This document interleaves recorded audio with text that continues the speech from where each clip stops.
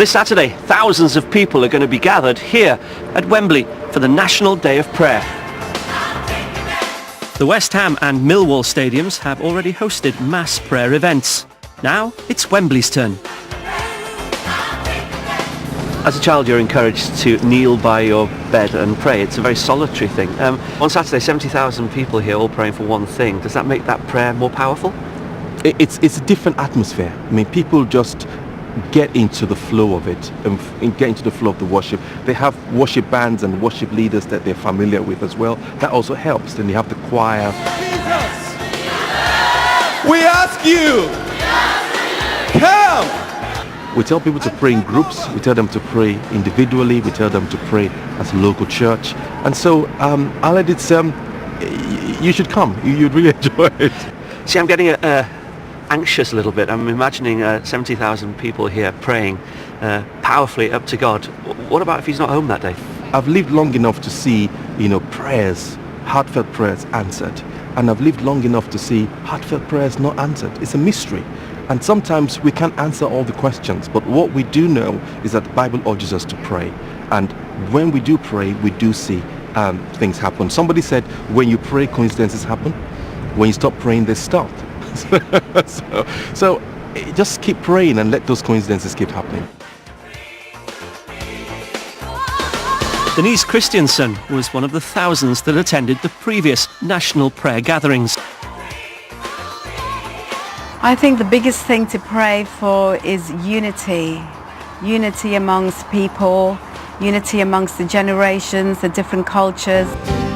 Christianity is a very inclusive religion, and Jesus is obviously our role model. And when I hear about his last prayers, last words was in the form of a prayer to his Father, and saying, when I leave, may there be unity.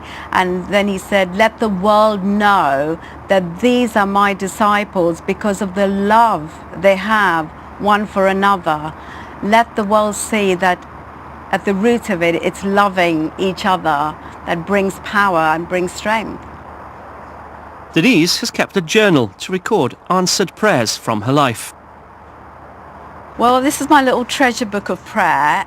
It's actually my book of answered prayer.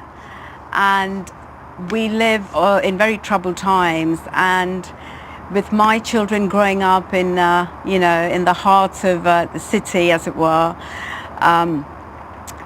we've gone through some very difficult times. And if God doesn't come through for me on those difficult times, then what is the point of my faith? Denise is really looking forward to praying with others at Wembley Stadium. To fill it with prayer, worship is prayer. When we sing to God, it's prayer. When we meditate, it's prayer. Prayer is wherever there is unity amongst Christians and where we are invoking the same God. We're hoping that people leave this place with a sense that prayer is powerful and prayer will effect a change.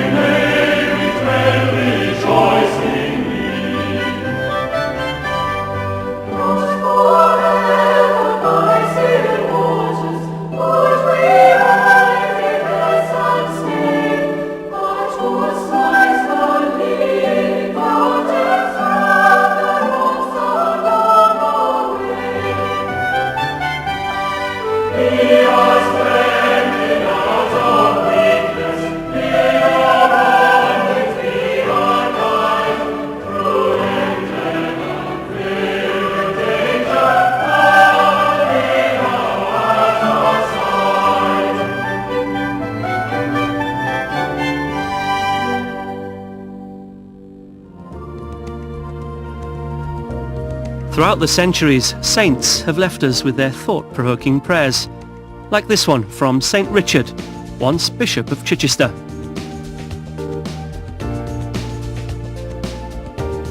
Thanks be to my Lord Jesus Christ for all the benefits thou hast given me, for all the pains and insults thou hast borne for me. O most merciful Redeemer, friend and brother, may I know thee more clearly, love thee more dearly, and follow thee more nearly. Amen.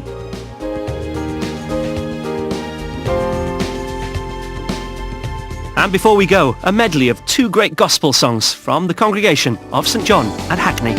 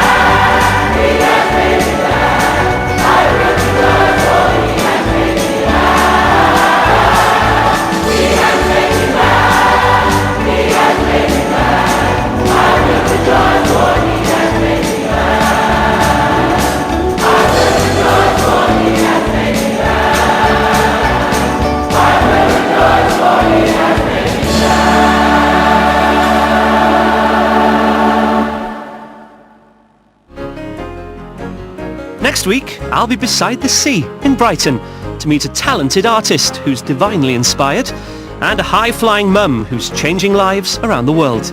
And the singing comes from Church of Christ the King, led by Stuart Townend.